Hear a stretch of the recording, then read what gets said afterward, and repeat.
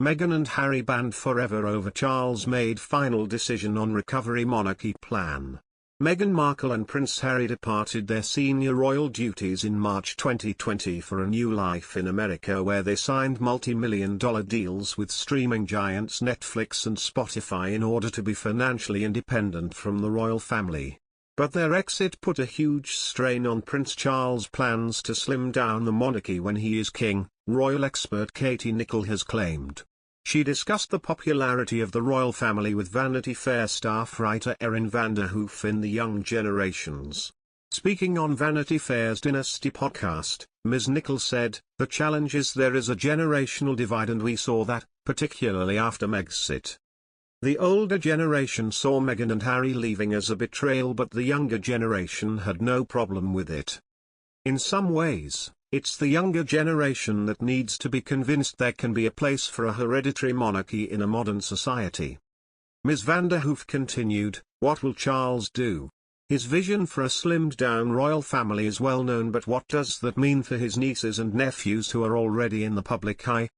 Is he willing to scale back the family's participation in public events for the sake of keeping a firewall between the monarchy?" When I talked to Sally Bedell-Smith, she said that Charles had wanted to marginalize his siblings a bit more than he already has, but he still needs Edward and Anne to carry the load. "We know that he's not going to have the long reign that his mother has had, so he has to be thinking about things already." Ms. Nicholl added, "Because he's already in his 70s, Charles will be a transitional king. He may never celebrate a jubilee. Nonetheless, he will want to make a difference and have an impact. I think we will see him harness his powers." It comes as the Prince of Wales has met business leaders in Rwanda as the row of words continued over Charles' reported criticism of the government's scheme to send asylum seekers to the African country.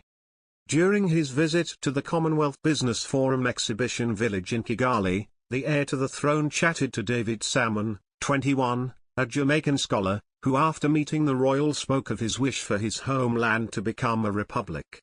The Duke and Duchess of Sussex may have traded their Windsor cottage for a much larger £11 million home in Montecito, but there are still some similarities between their two homes.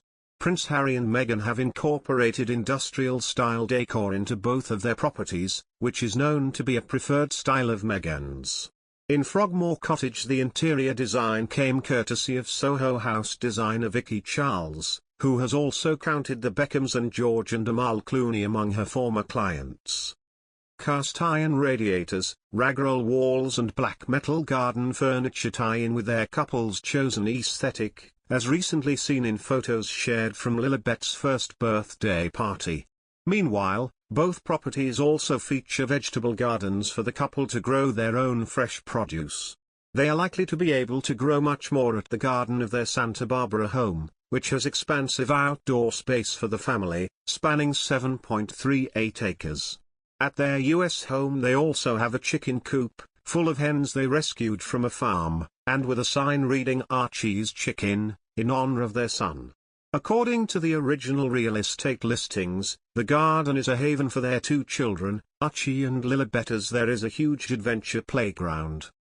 Prince Harry and Meghan recently returned to Frogmore Cottage with Archie and Lilibet for the Queen's Platinum Jubilee celebrations. While Princess Eugenie and Jack Brooksbank have been living in the cottage in the family's absence, they are now dividing their time between Nottingham Cottage and Portugal for Jack's work, and the Sussexes have recently renewed their lease, suggesting they plan to spend more time there in the near future.